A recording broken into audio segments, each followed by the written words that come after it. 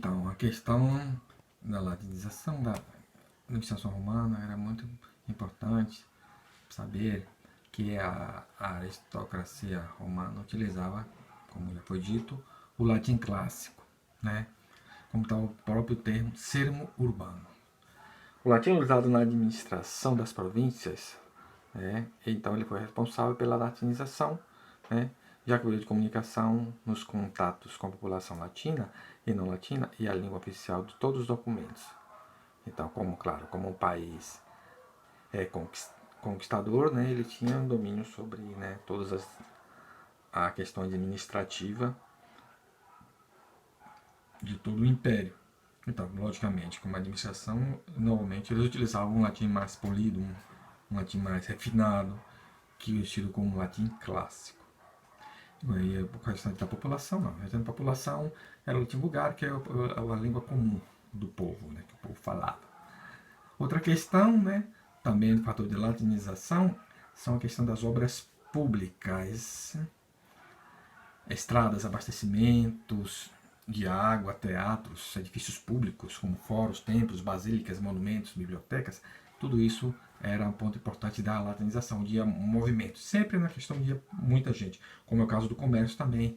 No caso da localização geográfica de Roma, transformou-a em um grande centro comercial, ficava bem localizada a Roma. Então daí o comércio, a fluição de pessoas iam para lá e logicamente, né, a língua como a língua era latim e todos tinham que fazer. A influência na questão dessa latinização, sempre, não só nela, né, em todas as questões de uma influência, que seja linguística, cultural, social, sempre tem que ver com muita gente. A condição maior de pessoas, quanto maior a condição de pessoas em determinado lugar e contatos uns com os outros, né, maior o crescimento, né, linguístico, sociocultural do local. Né? Então, mas só que tem um detalhe. A latinização não foi uniforme em todas as partes do Império Romano. Né?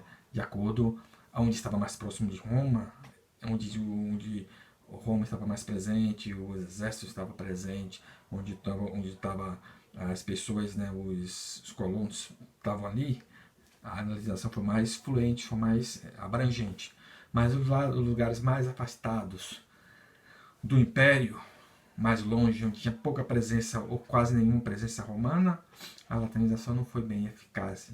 Né? Tanto que, por exemplo, no norte da Espanha, tem a língua basca, que é euskera, né? Não sou o idioma, em que permaneceu lá, devido a pouca influência romana, quase nenhuma lá. Então o norte não era, digamos assim, ocupado. A mesma coisa ocorreu quando a invasão árabe, mesma coisa.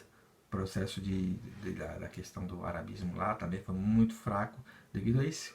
Não sei se tinha muito pouco interesse dos invasores ou questão de localização mesmo, muito distante.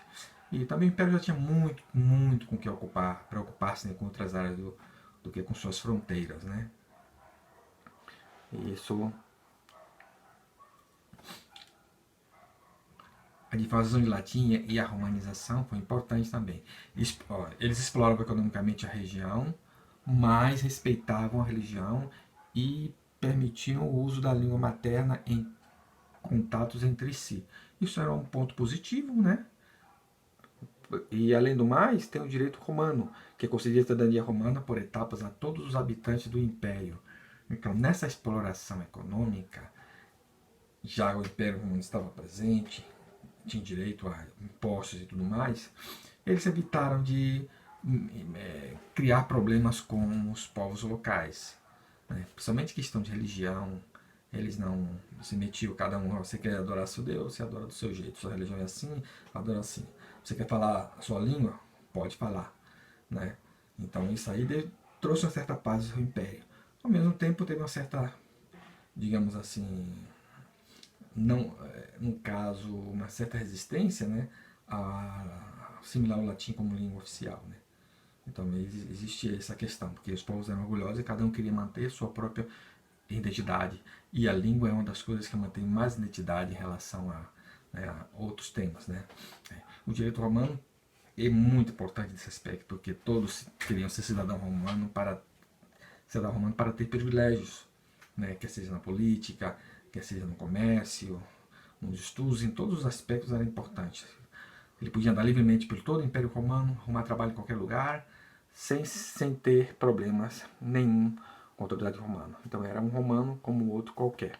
Isso era muito importante, então isso favoreceu muito a questão da latinização. O título de cidadão romano conferia juridicamente vários direitos distintos. Eles são possuir e transmitir propriedade, proceder a uma ação judicial, contrair matrimônio legítimo, participar de sacerdócio, direito de voto nas assembleias, ser elegível para as magistraturas e para o Senado. O critério determinante, adesão aos valores da humanidade. Então, para ser um cidadão romano, ele tinha que ter direito à humanidade. Então, tinha que ser tudo que Roma ofereceu para ele, ele tinha que aceitar. Então, direitos e deveres romanos, ele aceitando, ele estava, digamos, com privilégios em relação a outras pessoas que não eram romanos. Mesmo que você tenha nascido em Roma.